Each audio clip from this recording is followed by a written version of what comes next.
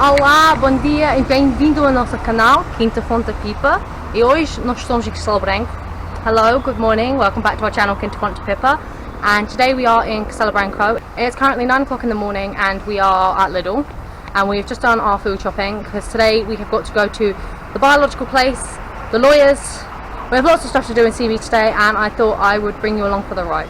So we have just arrived on the road to where we have to go for the biological license and we are going to walk up there with you guys.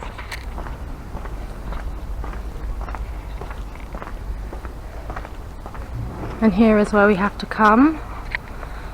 So I'm going to go inside and deal with all the paperwork I need to, and I will speak to you guys when we are out. So once we left the Association of Production of Olive Oil in the Beira Baixa region, I had to go to a different department of them which is located near IFAP to fill out the rest of the registration paperwork, which means a fourth trip back to CB to sort out the paperwork for this, which is a bit of a pain in the butt, but hey, that's what paperwork is like in Portugal.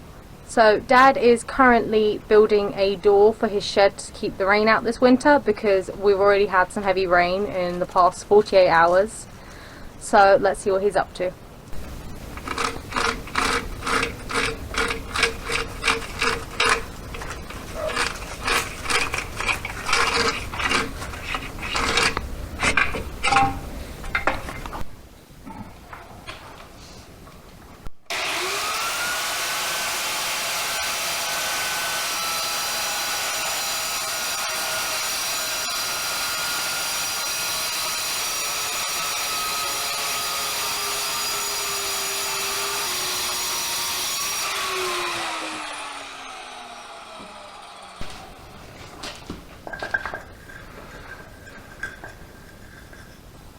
Whoa.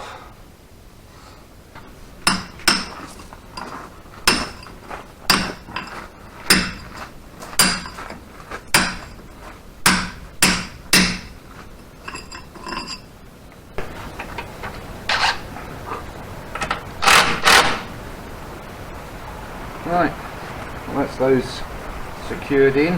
Now all I've got to do is make another door and work out how I'm going to fit the hinges, because it's not working out to be a sort of a normal door frame area, and because like I want to keep this door as wide as possible, because look, it's as wide as my shoulders, so it's not a very wide opening, but I need this, otherwise the door's got nothing to close onto. So I'll probably make that other door tomorrow out of the same wood I've used next door. So that's the non-opening door that I've made for the shed, because it's got two doors. I don't need two, and it means I can use the space on the floor in front of that door without having to worry about opening the door and things like that. So, and what I've taken this morning doing is putting two wooden pieces down there and there, which looks like it might be a simple job, but it's actually been harder than it looks, because it was pig sheds. I don't know if I'm going to ruin it with my shadow now, but there was grooves in the granite here where I think they dropped boards in to stop the pigs getting out, and I've managed to use those, like on this one here, to set the wood in, because the door's not very wide. They're only just wide enough to get a pig in really, but about 58 centimeters wide, so it's not a wide door. And being as I want to use it to make things in there in wood, obviously I don't want to make something in there and then not get it out the door. You can see where I've tried to make the upper bits as thin as possible, tried to make the opening as wide as possible to give me a bigger door, well, as big a door as possible. So there we go. This isn't finished yet sealant wise, but to me it looks like a pretty good match to the aluminium frames that were green that I painted in one of the last videos, and that's just pine with the same varnish put straight over the top, the same varnish I used for this. But obviously I sprayed the green window frames cream beige coloured, and then I painted the varnish over the top to give the fake wood effect, but looks pretty good. And I've got some helpers. Hello doggies, hello. Had a few people ask us in the last video in the messages, are our dogs okay? Eddie's absolutely lovely, aren't you Eddie? Eddie, come here chap. He's a lovely dog. aren't you? Eh? You a lovely dog, Eddie. Go see Tilly. Go on. Where's Tilly gone? No. Lovely boy. He's turned out to be a lovely house dog.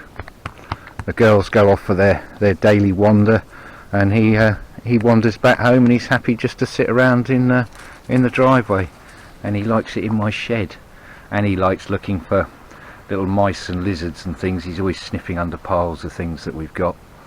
Bless him.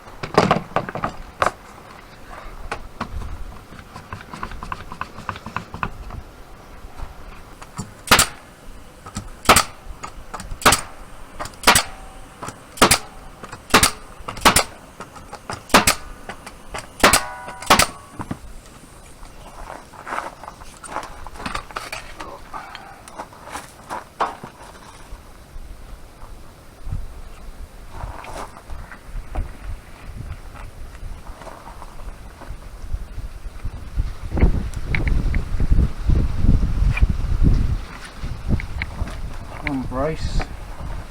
Let's give it a quick test fit for the you lot on YouTube. Eddie, what do you think of my new door, mate? Oh, boy, what tiring is it?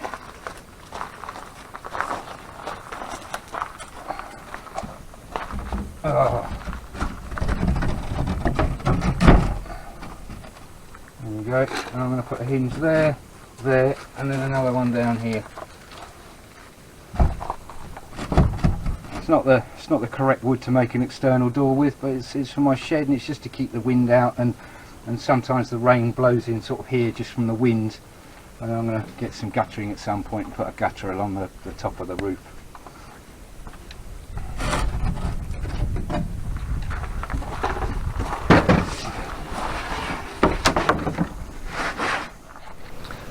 In our last video I showed you the cat house that I made for the lady in the village who's taken it upon herself to kindly help all the street cats out. I'll put the link to the description into that video just above me, and we're just about to take the cat house off to meet her in the village and install it somewhere that she's got and meet some of the cats. So here we go.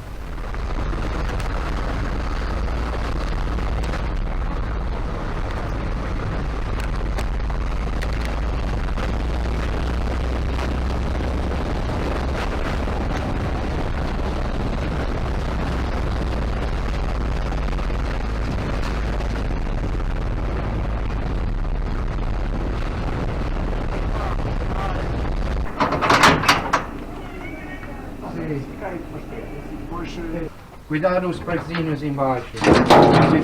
Molly, Emmy, segura Emmy ali, ó. Foca.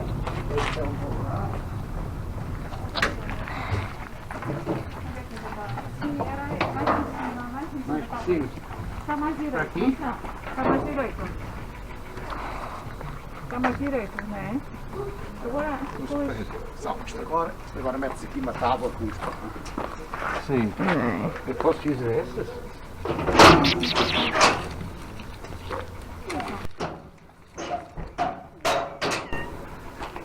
Pedras ali, ó.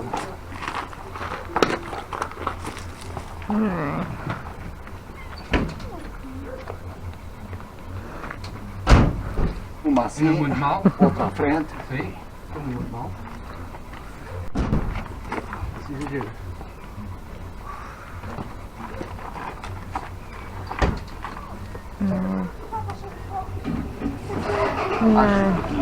Depois, isto